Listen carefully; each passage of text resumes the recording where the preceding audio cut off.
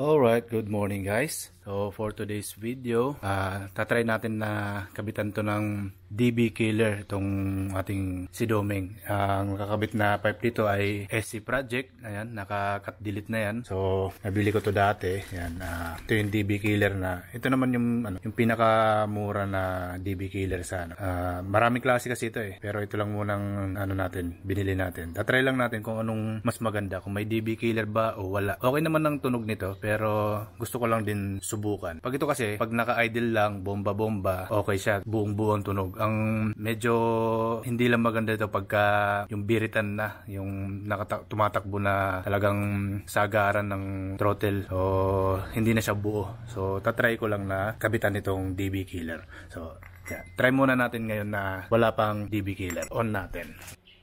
Alright, so, on lang natin at sindihan.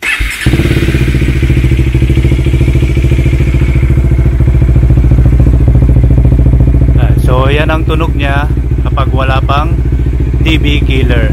Okay? Bobombahin natin.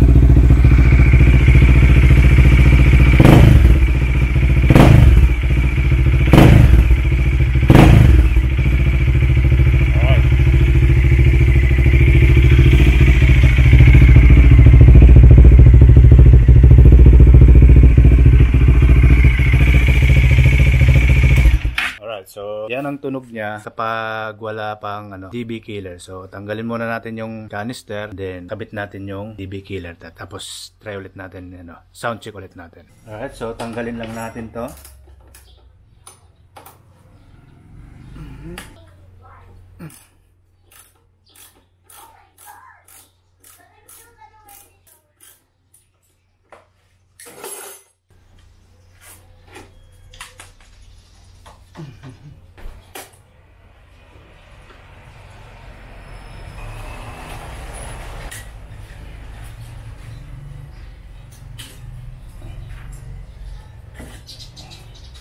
Ilalagay lang natin tong DB killer dito.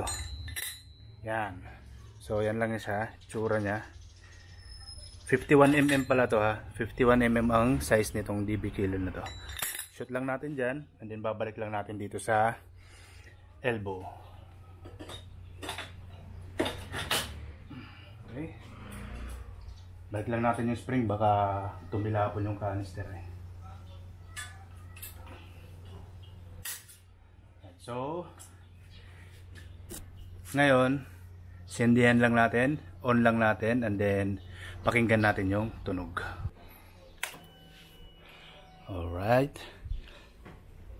Let's see.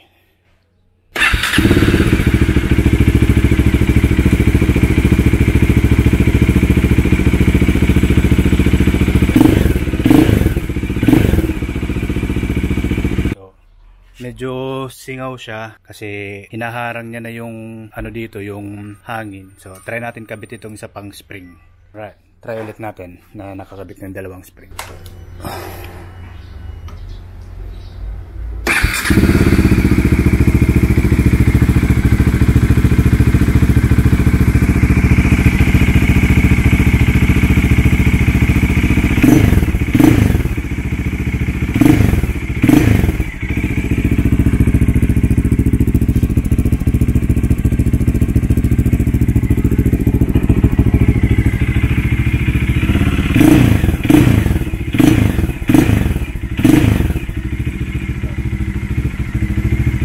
Yun yung tunog niya na may DB killer. So, hindi ko nagustuhan.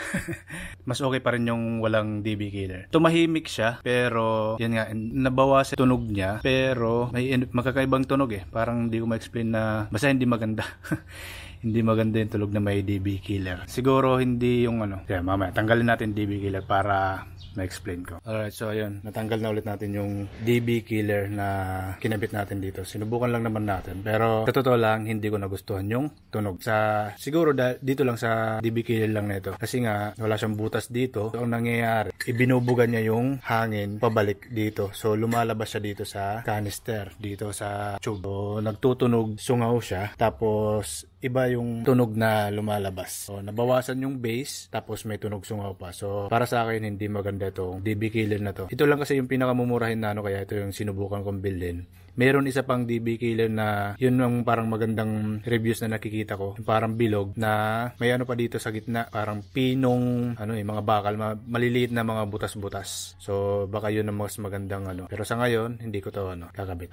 Babalik ko na lang. Sinubukan ko lang naman. So babalik ko lang sa ito lang, mas bassy, mas maganda ang tunog. So, yun lang. Next time, pag nagka na lang, budget, tatry tayo ng ibang DB killer. Alright, so salamat sa panonood. Kita-kits ulit sa susunod na video. Bye!